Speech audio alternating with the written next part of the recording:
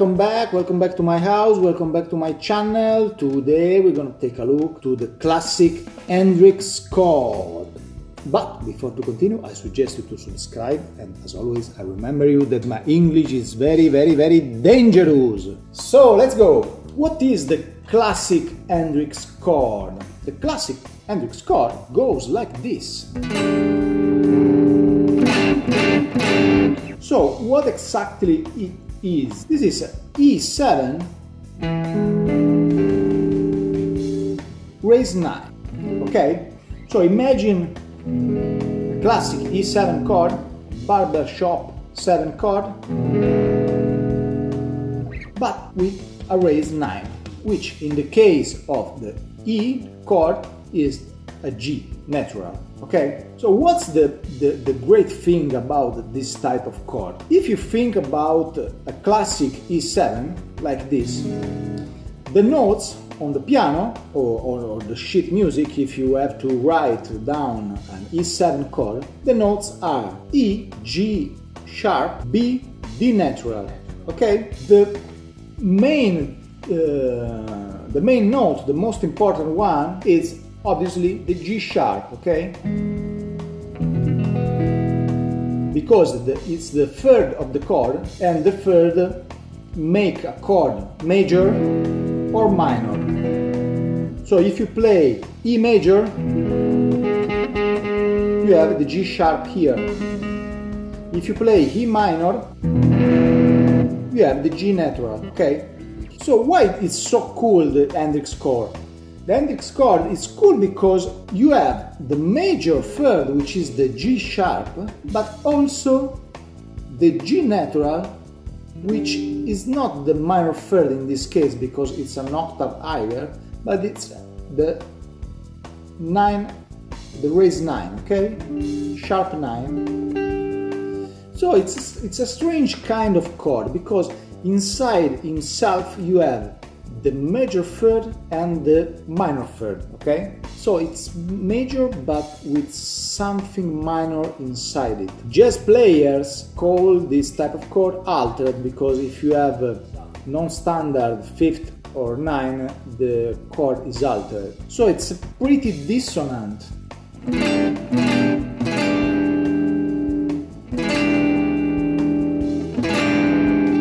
Because of this.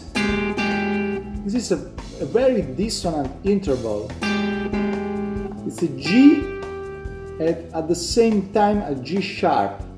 It's a very horror sound, okay? But because of how the notes are disposed, one is lower, the other one is higher. The dissonance is still there, but it's more horror, less effective, okay? It's less horror, less effective. So it's a very cool chord. And the great thing is that it's very representative of the dualism between major and minor inside blues thing, okay? Blues is a classic example of major and minor. Why? Because the chords are all major dominant 7, okay? But they're major. But you play over it a minor scale, which inside has the minor third or the raised 9, okay? It's the same thing. So it's a very pretty example of what the blues is, this chord. It's like the summa of all the blues. Another thing that I like to teach you is explore this type of chord in various shapes, okay? The classic one that HENDRIX plays is this, okay? Right here. But we have few more that we can use because it's very cool and very common in blues and blues rock playing to have to play this type of chord. The other one is here. This is a classic Stevie Ray Vaughan shape. It's like an E major with the pinky. We have to play the minor 7 and the raised 9, okay? I like to play like this without the finger here on the 5th string. It's the one that you find on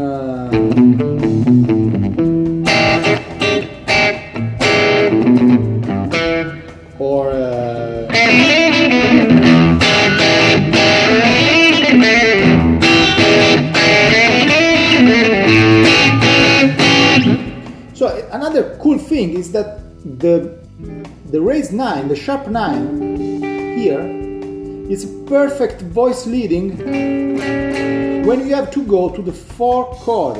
So in this case, E7 raised 9 to A7, the pinky stays here or here. And it's a very, very, very cool voice leading between the notes of the chords, okay? Another shape, I like it very much here.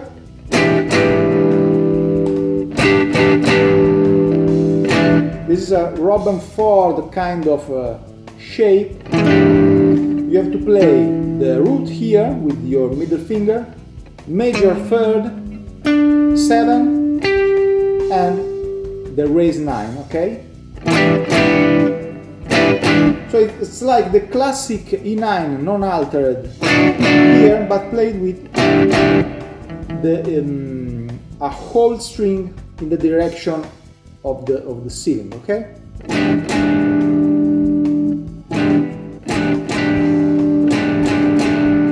It's the one that you find on Lateral Climb by Robben Ford, right on the intro. Okay, this one. The cool thing here is that you can play, if you want, also the perfect 5th. That here don't you have because it's here, and here it's too ugly to play a shape like this.